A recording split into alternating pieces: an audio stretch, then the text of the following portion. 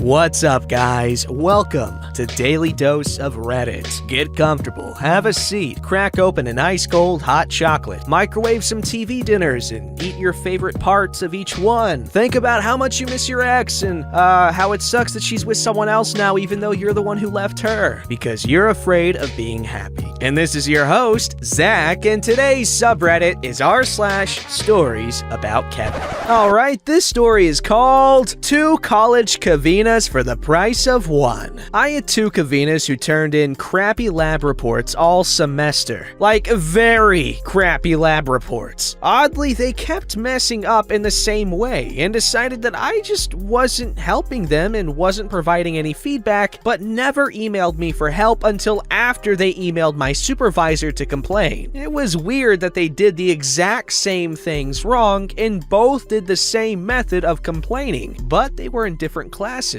My supervisor wanted to know why they were getting low marks on the reports and why I wasn't giving them feedback. So I sat down and explained why they were failing the reports. The following is a summary of a small number of problems they had. 1. Every lab report must have a sentence that states the purpose of the lab and can literally be as simple as, "The purpose of this lab is to..." Never done once by either of them. 2. Every lab report has to contain a table with the properties and drawings of the molecules used in each lab. No drawings were done for any lab, and they often just didn't include the table. 3. Certain labs deal with identification of unknown samples. Not once did they ever mention that, and their summaries never even used the word unknown or stated the identity of any compounds analyzed. 4. They had to draw several graphs for one lab and perform a few calculations based on the graphs. This was worth like 30% of that report, is explained in detail in the lab manual, the lecture, and the PowerPoint slides used for the lecture, which they have access to. I even took an extra hour to explain how to do this. They each had 1 graph out of 6 and no calculations in sight. The graph was done improperly. 5. They would mess up every calculation imaginable. Percent of starting material converted to final product? Oh, you mean dividing the amount of starting material collected by the molecular mass of the product from the previous week's lab, right? Calculate the theoretical yield? That's just the amount of product times the molecular mass of one of the solvents. These are taught in first semester chemistry. This is 4th semester chemistry. 6. Straight up not writing whole sections of the lab report required from day 1. 10 weeks and 4 reports into the class, they would still not write something required. 7. One of the data points given is the temperature range at which the compound being studied melts. It starts melting at, say, 120.5 degrees Celsius and ends at 123.4 degrees Celsius. This is done for every lab and explained in detail. They reported this data point as the masses of starting material and of the product. Apparently, MP stands for mass of product, not melting point. The mass of the product is called mass of product collected. It's located before the melting points in the data sheets, and the melting points are listed as degrees Celsius. You know, temperature. 8. One of them sent me a nasty email about me skipping class one week. It was Thanksgiving week. She lives in Plymouth. Yes, that Plymouth. My supervisor was basically shocked and asked why I didn't tell them to fix anything and why they were doing it wrong. Upon seeing the feedback I actually gave, she emailed both of them asking about it. Turns out they didn't even know they got feedback. Again, 4th semester chemistry. And every university class uses the exact same grading platform. And even after all that complaining, one-on-one Zoom meetings explaining lab reports in detail, and long emails detailing how to fix one report of their choosing to get a higher grade, they each didn't turn in their last lab report, stating that I didn't tell them the due date, which is always 1 week after each lab. And I constantly sent emails explaining the due date for that particular lab as being non-negotiable. They're both pre-med majors in the honors college. Oh,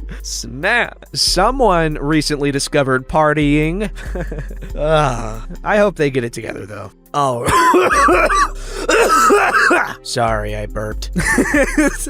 Anyway, this story's called Kevin is Going to Get Rich. Damn, I'm seeing stars right now. I am a financial advisor for a living, and a lot of my business comes from referrals. I did business with a woman in her mid-40s, who then sent me her 27-year-old son's contact information as a referral. I should have known I wouldn't be prepared for this when she scoffed and said that Kevin needed some serious help with his finances. I agreed that I'd reach out to him. I figured maybe at the very least he'd do business with me later, or he would give me referrals too. Kevin and I agreed to meet the next week. He said he wasn't able to meet me that week because he would be really busy recording songs at the studio. Woo!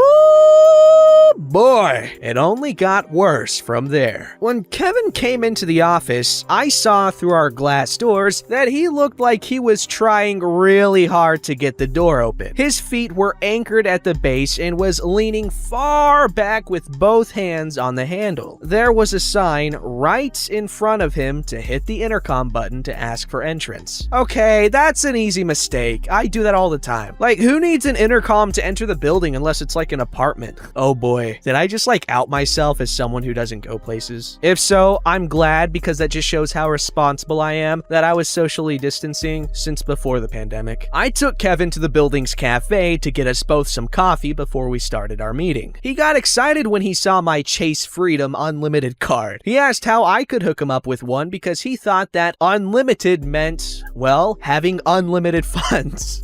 I told him that there is no such thing as getting a credit card with unlimited funds. Not true, and getting approved for a credit card depended on his credit score. Kevin said he could charm his way through the interview to get approved because he's a rising star of a rapper. He was stoked about getting a yacht, designer clothes, a Tesla, etc. Soon, okay. I began our meeting by asking what he does for a living. Kevin tried to say he was an entrepreneur, but I was finally able to get the solid answer of him working as a pizza delivery driver. I asked him what an entrepreneur meant to him. Kevin said he is one because he isn't watched while driving on the job. Kevin also claimed to make almost $20 an hour without tips. We also lived in a state with low cost of living, so this was impossible. After asking him a few more questions, the exasperated Kevin wrote on my whiteboard that he was working two jobs, both as a pizza delivery driver. One paid $8 an hour, the other paid $9 an hour. He added the two to get $17 an hour, emphatically circling his math. What a guy. I asked him if his work offered a 401k. Kevin's eyes lit up as he said, "Hell yeah, I'm finna be hella rich." I asked him how much he was contributing. Kevin replied, "Nah, I signed up for 5 401ks. That's what you do to get rich." It turned out that Kevin thought a 401k was $401,000 that you get in retirement supply by simply signing up for it. He told me to multiply that figure by 5. Whatever the total amount was is his current net worth. What? I asked Kevin what he felt would happen to Social Security benefits in the future. He said, "I don't know. It's annoying to wait in line for a new card, but I guess my number stays the same each time." I advised that Kevin should just start by having a checking and savings account and getting into the habit of regularly putting in money he doesn't spend. He told me he already had a checking account he doesn't trust because he thought the bank kept stealing his money. I asked what he meant by that. Kevin pulled up his bank account info on his phone. I saw his checking account balance was negative $346. Kevin insisted that he had $346 to spend today and $296 from yesterday, but his card kept getting declined. Basically, he didn't understand that he was getting charged a $50 overdraft fee by the day. Kevin also pulled out a Visa gift card. He said this credit card was junk because that wouldn't go through either. I asked if he called the activation number on the sticker. He said he thought that was just a PIN number for the card.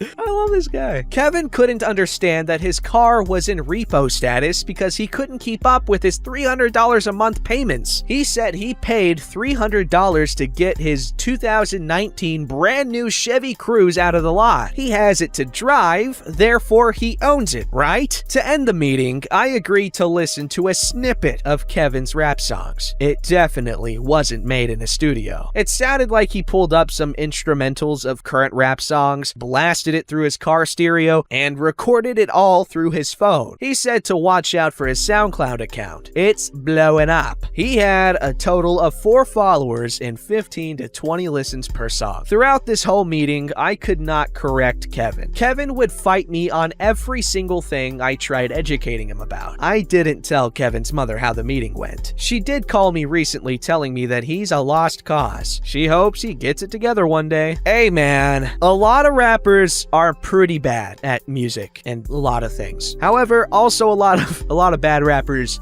get rich and famous and lots of money. I'm not saying that all the rappers today are bad or anything. I'm not one of those freaking fuddy-duddies, but I'm just saying. I don't even need to say it. Alright, this story's called Kevin Asks Where the Frozen Turkeys Are on Thanksgiving Day, Gets Mad When I Tell Them Where They Are. Honestly, was originally gonna post this on Tales from Retail, but when I was telling my friend about the story, they said that this would be a better place for it, so here I am. I work at a grocery store that always gets slammed during the day of a major holiday, or day before if we aren't open on the holiday in question, because every other chain store would be sold out from last-minute panic buying as well. I was just finishing up restocking what I could in the baking aisle, since that's where most of the demand comes from, and I was about to start getting ready to close when a Kevin came up and asked me, "Where are your frozen turkeys?" They'd be in the frozen food section in the little bunker in the middle of the aisle, I politely said, albeit questioning why anyone would buy a frozen turkey at 4 p.m. on Thanksgiving Day. They wouldn't be able to cook it fully unless they deep fried it immediately once they came home, and that was still a snowball's chance in hell. No, the Kevin said. I don't mean those frozen turkeys. I mean the other kind of frozen turkey. Right. I'm sorry, sir, I said. Those are the only frozen turkeys we have. If you wish, we might have some hams in our meat department that are thawed and should be good by your Thanksgiving I don't want a stupid ham. I want a proper frozen turkey. Your hams are properly frozen, yet I see no turkeys. It was then I realized that he meant refrigerated turkeys, not frozen ones. Sir, we don't sell refrigerated turkeys. We only have the ones in our frozen section. Why wouldn't you have a good and proper frozen turkey? Kevin asked, infuriated by the simple information given to him. Popular chain superstore sells them and they're all sold out because they're a ginormous superstore while we're a much smaller grocery store, I explained. Now, unless you have another question, I need to get back to work. Kevin left in a huff, muttering something about how he lost a customer because we didn't sell what he wanted. I let out a sigh of relief before hearing someone behind me ask, "Excuse me, sir, where are your frozen turkeys?" I nearly lost my head before recognizing the voice as my grandfather's, who apparently was listening the whole conversation while choosing a refrigerated ham for Thanksgiving dinner. We laughed for a while about it before I had to go get ready to close up the store, and he had to go back to his house to get ready for Thanksgiving. Your grandpa sounds like a cool dude. Freaking frozen turkey on Thanksgiving Day. Freaking Kevin's brain was a frozen turkey. Freaking turkey. Alright, this story's called High School Kevin. Okay, so I'm 22 now, and I probably will not forget this guy for as long as I have a decent memory of high school. My school was... it wasn't the best. In fact, we are one of the lowest scoring schools in the area, which probably explains why it was full of Kevins and Kevinas. But this guy was just something else. I had a lot of classes with Kevin at the start of high school, and for for some reason, all the girls had a crush on him. He apparently lost his V-card at age 10. I refuse to believe it because he was disgusting. One class we had was personal/social education. This is for things like drug talks, sex ed, etc. One day we're talking about our dream jobs. Now, we're like 13, 14 at this time, and unfortunately for me, our teacher put Kevin right at the front, next to me so she could keep an eye on him. We go around the room and talk about the careers we want. It gets to me and I said something along the lines of maybe becoming an animator because I'm good at cartoons, just not realistic trying. Then we get to Kevin. The teacher just gives a heavy sigh when she says it's his turn because we all know it's gonna be gross or stupid. "I wanna be a porn star," he proudly announces with the stupidest smile. "I have the balls for it." So the teacher tells him it has to be serious. Fine.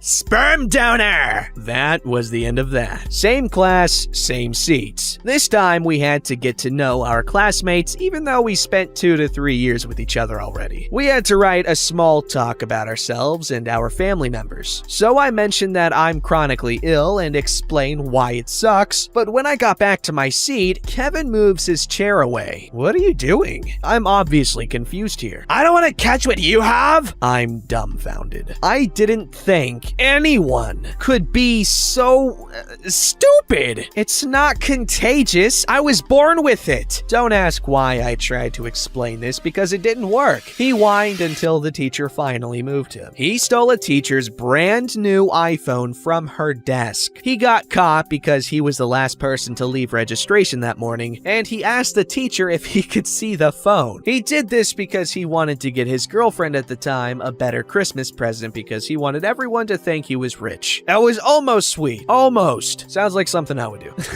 In drama class, he pulled out a used condom from his bag and paraded it around on his head. He wouldn't tell us where he got it from. The teacher caught him trying to tie it to someone's backpack, and he still refused to tell anyone where it came from. Oh no. Last I heard, he's a father to a girl from a different school. I don't think they're together anymore, but he also apparently bought a car even though he hasn't passed his driving test or even started lessons. This car was expensive. He thinks he basically bought a sports car. It's not. He bought a rundown car that I think is something small like a Toyota Yaris. It's covered in rust and the whole thing is probably gonna fall apart the minute anyone tries to start the engine. From what I've heard, he's still as stupid, which is a miracle that he had a child. No, that explains it.